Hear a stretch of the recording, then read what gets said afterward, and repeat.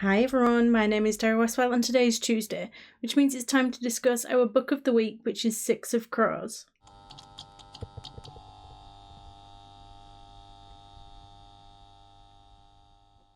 First, this is a spoiler-free section, so if you haven't read this book yet, don't worry about it won't be spoiled for you here. There will be some spoiler-related topics that I want to discuss, but that will be later on in the video and you will get plenty of warning. If you want to join in on any future books, send me your thoughts, comments, or even a short video clip of you discussing the book, then I'll list the next 4 upcoming books in the description below.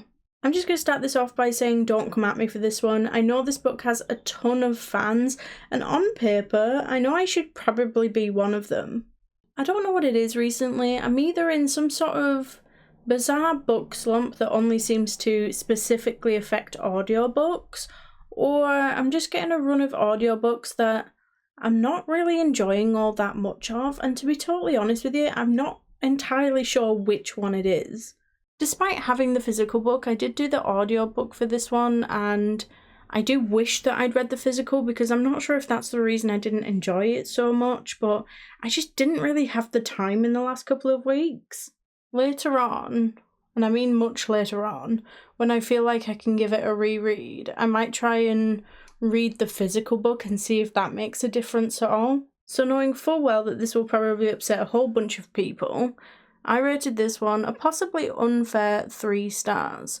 While there were parts about it that I did enjoy, it just didn't really do it for me. Criminal prodigy Kaz Brecker is offered the chance at a deadly heist that will make him rich beyond his wildest dreams, but he can't pull it off alone. 6 dangerous outcasts and 1 impossible heist. Kaz's crew is the only thing that stands between the world and destruction. That's if they don't kill each other first.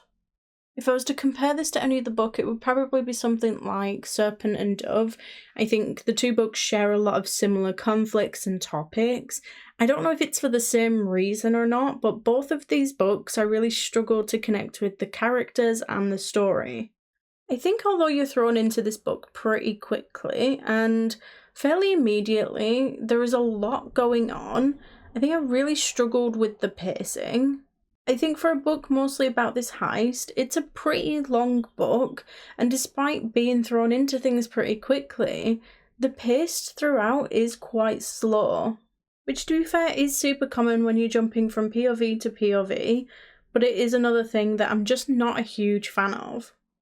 For me, I just find that it is pretty important that I'm able to connect to those main characters, and I just find that easier if it is just a single or a dual POV.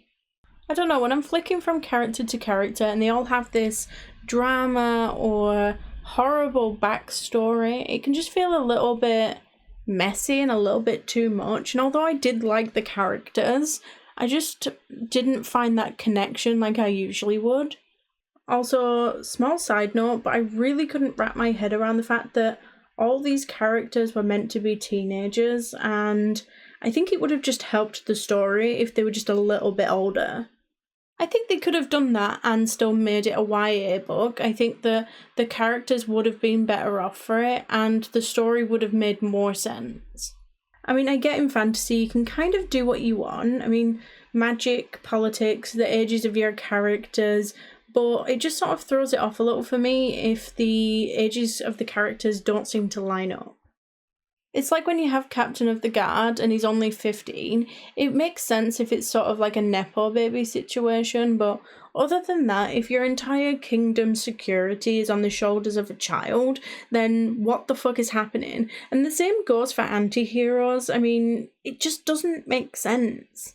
Some character POVs I did enjoy more, and as a whole it was an interesting story with some really good twists. There were multiple occasions where I really loved the dialogue and there were a few good quotes that really stuck out for me. I think personally it was just a mixture of the pacing, the multiple POVs, and maybe a little bit of the writing style that just wasn't really for me. So as for the question, would I recommend the book? Probably to the right person, but I do think there are plenty of other books that I would recommend first. And will I be reading any more by this author? Yes. Although I think I'll probably wait a while, I do fully intend on rereading this book, but I think next time as the physical book. As I said, I do love a good audiobook, so I don't know if it was the book or if I am just in some sort of weird audiobook slump at the moment. Like, is that even a thing? Okay, so earlier in the video I said that you would get plenty of warning for any spoilers ahead. This is that moment, so if you haven't read this book yet, I would suggest going and doing that first, because beyond this point there will definitely be spoilers.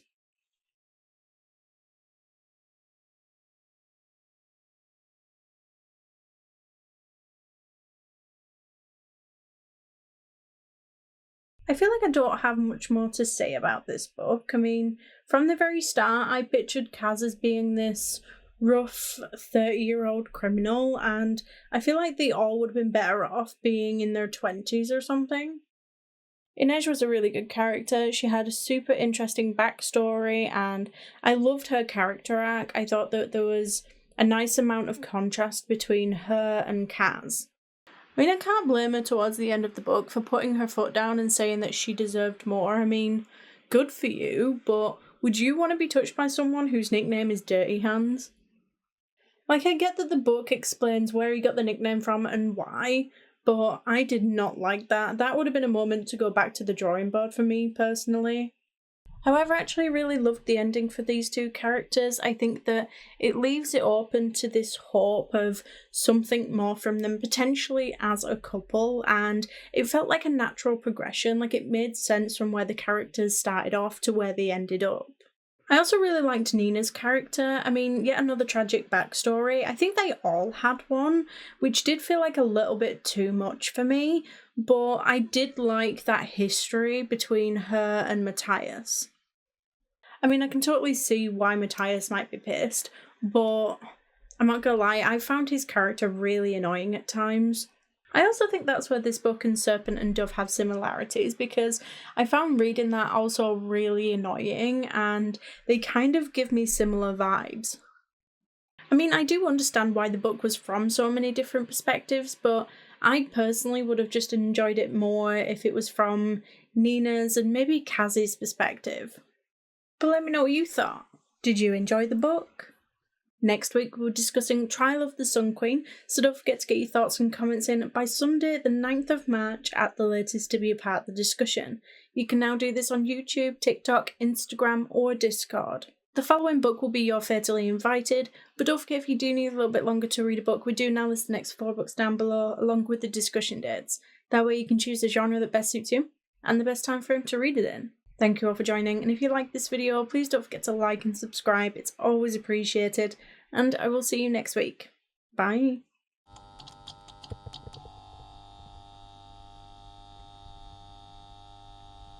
If you like romance, fantasy, or even thriller, basically anything fiction book related, then I suggest you head on over to the channel's intro video, where you can find out more information on how you can take part in this online book club. We announce books at least 4 weeks in advance, and we accept your bookish feedback in a wide manner of ways. Post your comment below a video, send in a voice note, or even send me a short video clip of you discussing the book. Alternatively, you can just send me a direct message.